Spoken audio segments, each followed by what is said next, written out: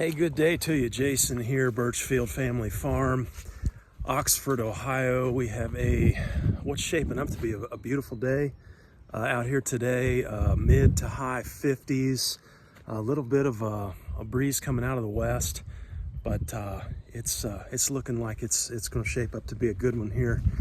We do grass-fed Red Devon cattle, St. Croix sheep, and chickens in a rotational grazing system here. Got a good word today. These are Jesus words. This comes from Matthew 13. The kingdom of heaven is like treasure hidden in a field. When a man found it, he hid it again, and then in his joy went and sold all he had and bought that field. USDA came out this past week with what I thought were some interesting numbers here. The number of farms in the U.S. from 2017 to 2022, the number of farms in the U.S. declined by 141,733, or 7%. That's according to USDA's 2022 Census of Agriculture.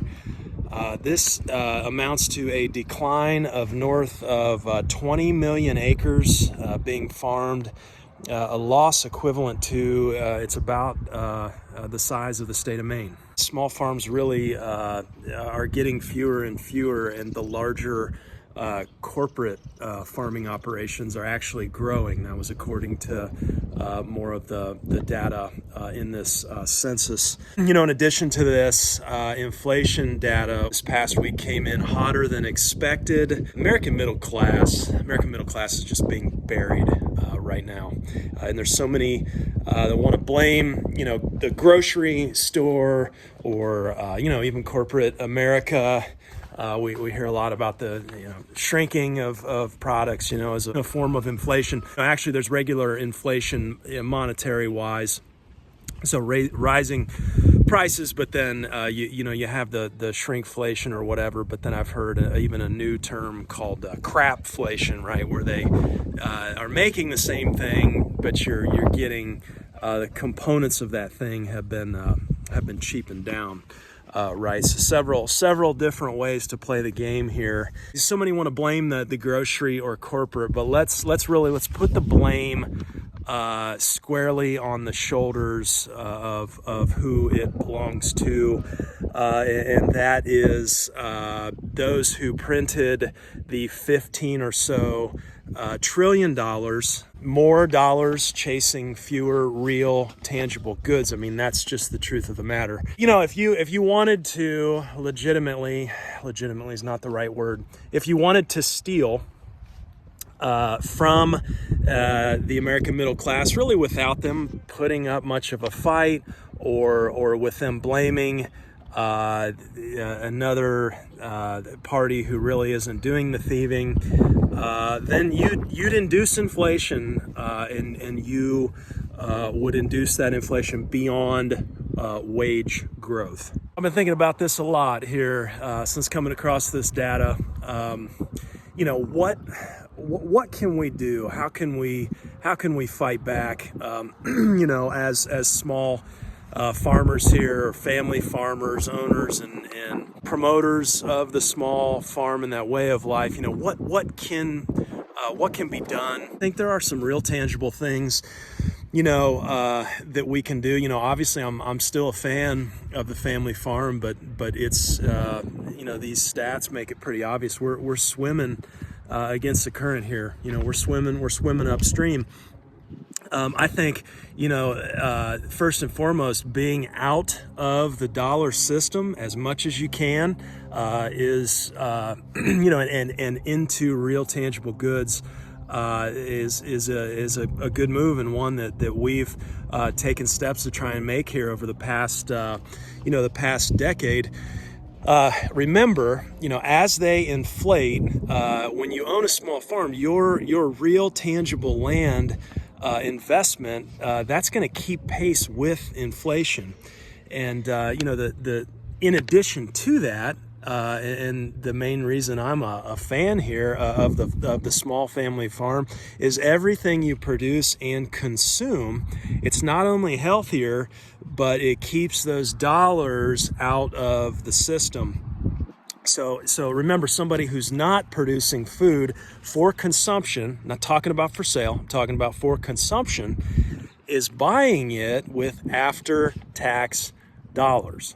So you have a real tangible land investment that keeps pace with inflation. You have real goods, consumptive goods that you can produce and consume off of that land, and just really it's an excellent way to fight back and to not play the games, right? And it's healthier. It's better for us, focusing on soil health and then consuming those products that come out of that healthy soil. In my opinion, there is no better way to make a corrupt establishment just about completely irrelevant than by producing and consuming your own goods. Even with doing that, we still have real liabilities that we have to meet, dollar terms. So we can't completely neglect that side of things, and that's what makes it so hard right now. Property taxes heading up. You guys have heard me, we were up 40% this year over last year. Housing market, the prices there drove that number up, in my opinion. So even with the benefits of the small farm, times are tough. And I've been reflecting a little bit. How'd the old timers do it? How did they push through during tough times? And I think they had many things that they did. My grandma did it, but saving that foil, but beyond that, what can we do on the land here to meet these current obligations and really stay here? Or maybe you're looking at investing in a piece of land and, gosh, how do I make this work? And I want to give you perhaps another point of view here.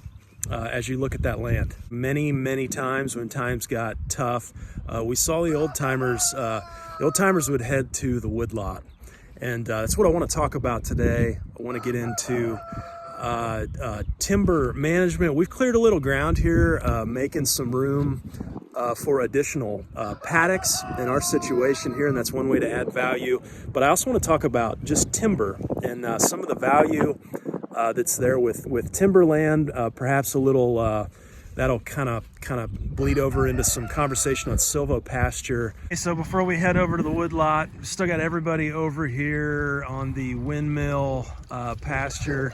Again, it's 12 weeks, about 12 weeks into the year here, and we've had 12 inches, almost 12 inches of rain. So trying to keep them out of the muck of the winter paddock here. Apologize for the wind today. I know that's affecting sound quality, but I need to bring them some hay out. I just had the bull here. I know we've talked about this, but I just saw the bull do a pat here.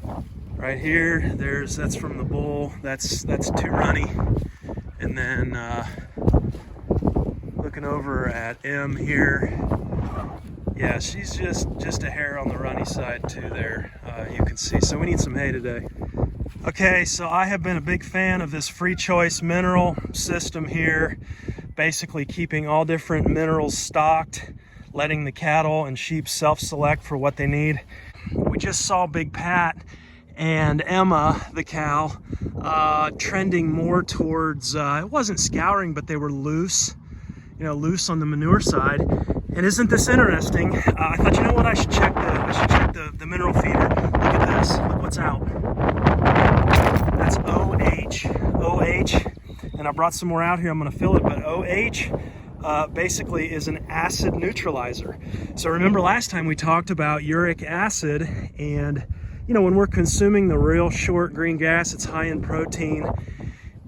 And you really want to be careful with that, because you can have an overabundance of uric acid production, and then that can taint your meat. It's going to cause them to be more loose, you know, having that higher protein, and you're trending more towards the acidic side. So isn't that interesting, you know, that we notice that in the animals, and then we're able to make a connection here with they have completely wiped out the acid neutralizer in the mineral. Very, very curious. One of the ways that we hear the old timers pushing through hard times monetarily using the woodlot is in the harvesting of woodland, what they call woodland medicinals. That includes things like ginseng, golden seal. There can be crops that can be cultivated and harvested in the actual woodlot. The Winds, one of the best books that I like on the subject is Growing and Marketing Ginseng, Golden Seal, and Other Woodland Medicinals. Great read here if you've got some woodland and you're looking to go that route. Yeah, one of the most interesting tidbits of information I found in there, you know, we do the maple syrup, and they talked about how they never understood for years and years why ginseng thrives underneath sugar maple trees. And they finally, through a study, I believe, finally figured out that it's those sugar maple leaves that are high in calcium, and those are dropping and decomposing there. So the cultivated crops in the woodland are can be really good, but not really what I wanted to talk about here today. I want to talk about timber. Again, we've cleared some ground for additional paddocks. I'm going to go over that, and then let's just talk about valuing timber. You know, so many of you write in, and it seems like every single person I hear from says something to the effect of, well, I have, you know, this much tillable ground and the rest is woods. And that's our case here. You know, we have a pretty substantial amount of woods, and you know, let's talk about that. Let's talk about not the pasture side today, but let's talk about the other side, the wood lot. You know, and let's talk about specifically valuing the timber in that woodlot. How would we go about that? If you're looking at property, how would you put a value on if the property has a woods and there's some timber there? How do you value that?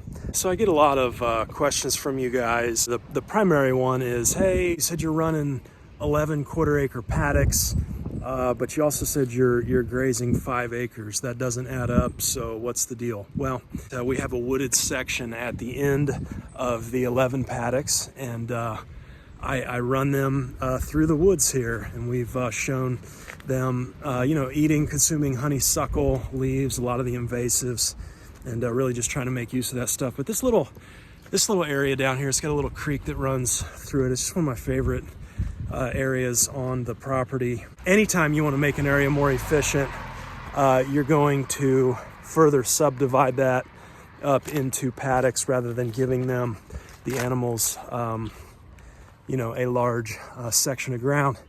Okay, so we've got about 1/4 of an acre here. I'll see, maybe Sam would be willing to get a few top shots for us here, do the Sam cam here, but you can see right up next to the road here. But we pretty much cleared this 1/4 acre out.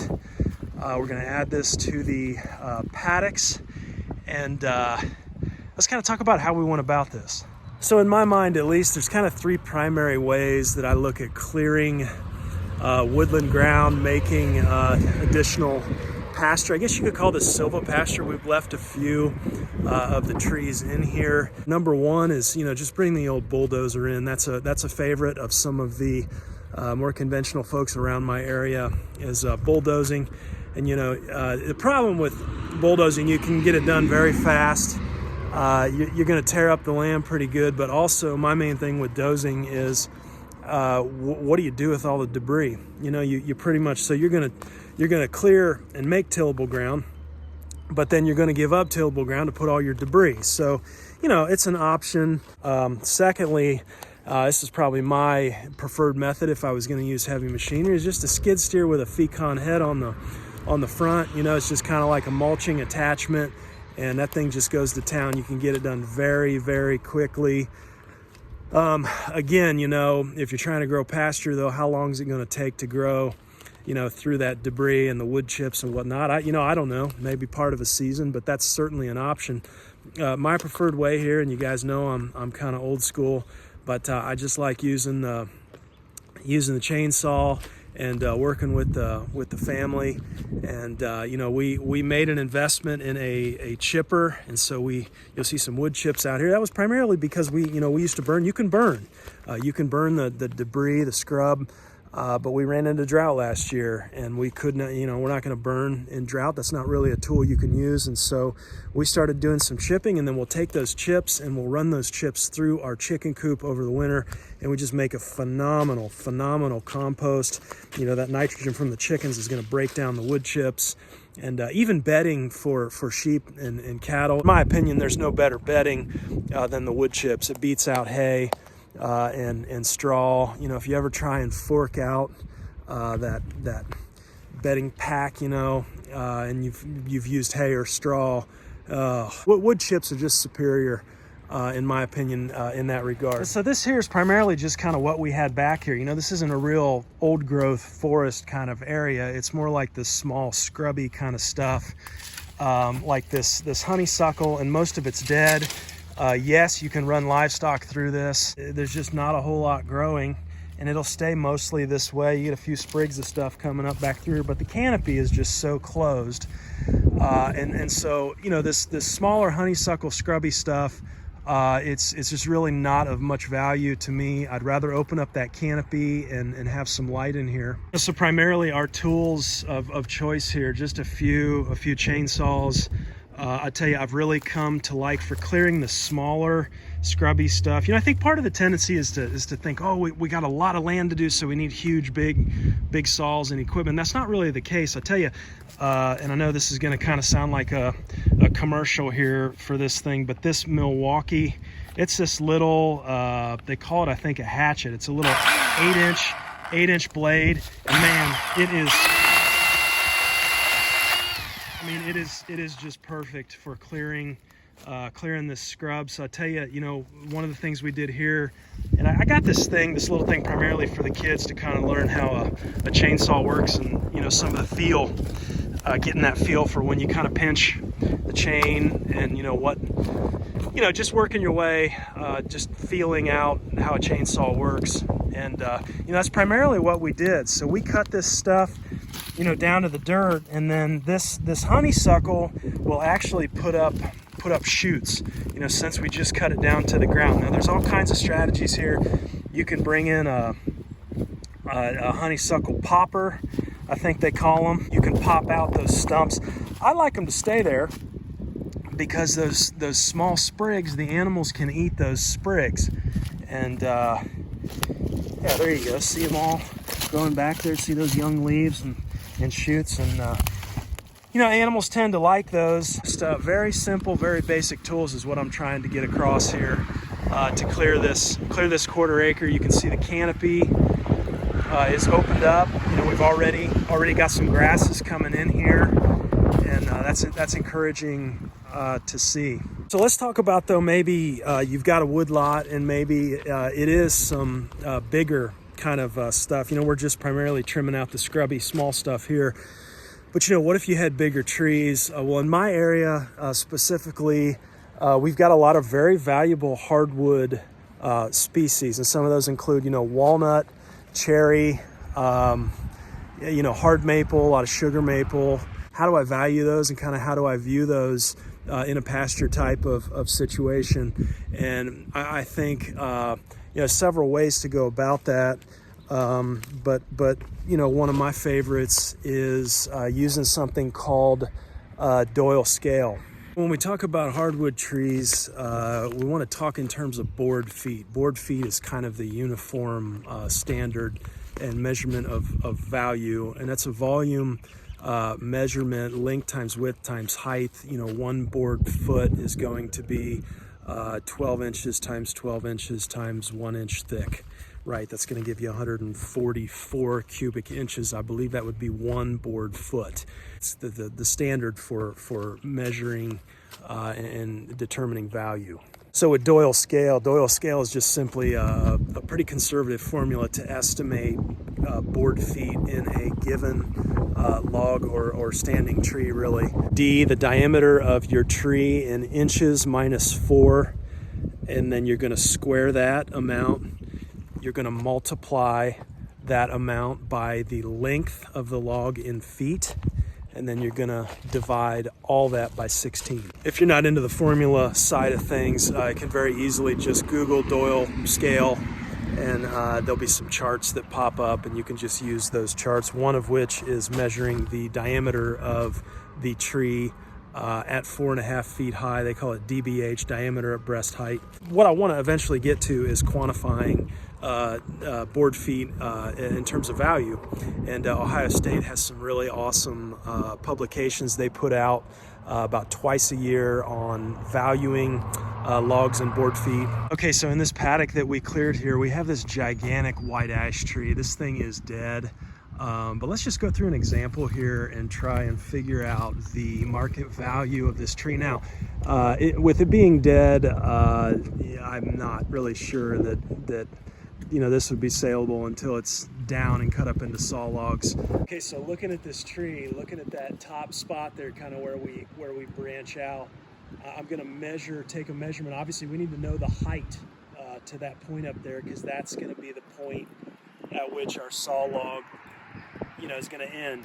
Pretty quick way and simple way to measure height of a tree, and we're just going to take a straight stick. You want to get about the same distance as your arm to the stick height.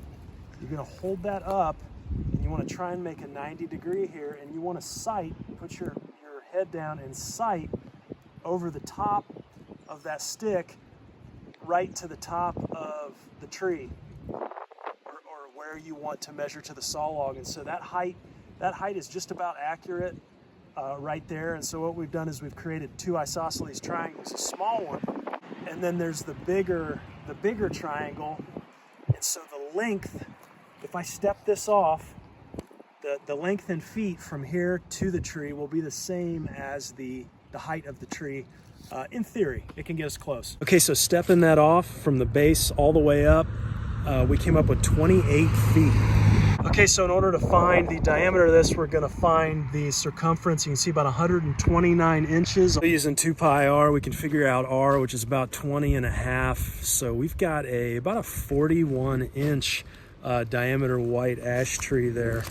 So let's plug these numbers into our Doyle scale here. So let's use this chart from Nebraska Forest Service rather than do the whole formula here, and diameter breast height. We're maxing out this chart here at 40 inches. I think we came up with what, 28 feet for the height? Well, let's add back in our height technically, right? So we're taking the measurement from about 5 feet high, so we could add that to length. So we should have, point is we should have close to, just to make the math easy, 2 16-foot long saw logs here, and that's 1,330 board feet. Now, if we go to Ohio State's lumber price report, valuing that tree, just the trunk anyway, for saw logs, we can see that, Ohio State kind of has two separate parts to their report. There's saw log pricing, and then there's on the stump pricing. Typically on the stump pricing is like as it stands. The tree is still on the stump. So, for each value added component, you're going to increase the value. So in theory, the saw log section that we see, the pricing here should be higher than the at the stump pricing. Now with white ash, that's not really the case. We're not really seeing that, and I think that's probably because emerald ash borer and just the huge supply glut of white ash that we see in the market right now. So let's just say, let's take the saw log price here for these two logs, be about 4, and the pricing here, it's in thousands per 1,000 board feet. Okay, this is kind of tricky to understand, but basically we're going to take that. This is saying, on average $400 per 1,000 board feet of white ash. So that, that gives us about a little over $500 value here to those two saw logs that we see here that are available in that tree. Now let's do another example. I see, just looking at the report here, again, this report comes out twice a year to Ohio State. I'll put a link in the description where you can look that up and do a value on your own timber here. But let's do another tree. Let's head over. I've got a favorite black walnut tree here in between paddock number 1 and number 8. Let's go over and see if we can get a value on the black walnut. Okay, this black walnut tree here between paddock number 1 and paddock number 8. This tree is one of my favorites on the property. It's huge.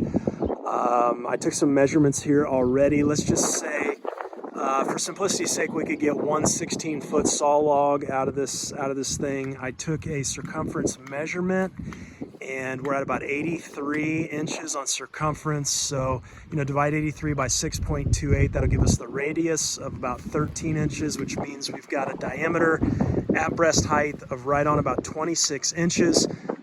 Using that chart from earlier, one saw log at 26 inches diameter at breast height would be about 266 board feet. 266 board feet in that one saw log. So factoring in Ohio State's pricing report here, that one saw log or pricing, current pricing, looks to be about $2 a board foot. And so if we take that 266 board feet times 2, that's $532. Now, $2 a board foot, remember that white ash, that was only going for about 40 cents a board foot. And again, I think that's because of the supply glut right now, because of emerald ash borer. Just kind of gives you an idea here of the different values and pricing even between hardwood species. Over quadruple price and value in dollar terms for a black walnut versus white ash. So I've shown you how to value your timber or your woodlot in the trees that are in that, at least for hardwood, using that Ohio State price report. They update that, I believe, a couple times a year, which is really, really useful information. Okay, so how do you turn this into actual cash? I mean, where does the rubber meet the road? Well, there are all kinds of logging outfits you can hire to come in. They'll pay you for your timber. I like the Ohio State report too, because if you want to have it priced out in terms of logging, you can go back and take some pretty easy measurements with Doyle scale, and you can see the updated pricing from Ohio State, and you can get an idea for, okay, is this really worth my while having the logging company come in? There's upsides and downsides to logging out a piece of ground. One of the big downsides is it's just so inherently destructive, at least initially. There's all kinds of information out there, books on thinning a woodlot. I mean, that can be of value. One of my favorite tools for turning timber into cash has been the use of the Alaskan sawmill on the Homestead. And we actually used to run a business using the Alaskan sawmill, make all kinds of stuff out of wood. We were into the live edge kind of thing, keeping an edge, that living edge or the bark edge on the timber or on the cut pieces anyway. And some of the smaller pieces we were doing, I was valuing that at $80, $90, $100 a board foot for those finished pieces. Now, you have all kinds of value that you've added along the way, but some of the tabletops or the tables we were doing would $40-50 a board foot. And so the more effort you want to put into it, the more you want to kind of take the process out, the more value that you're going to add. But the purpose of today's video is just to kind of give you an idea that there is value there to the woodlot, and we can head there in hard times and absolutely make value-added products out of those things that are in the woods. So don't forget about your woodlots. And if you have any questions, let me know. Weigh in here. Thanks for hanging with me today. We'll talk to you next time. Take care.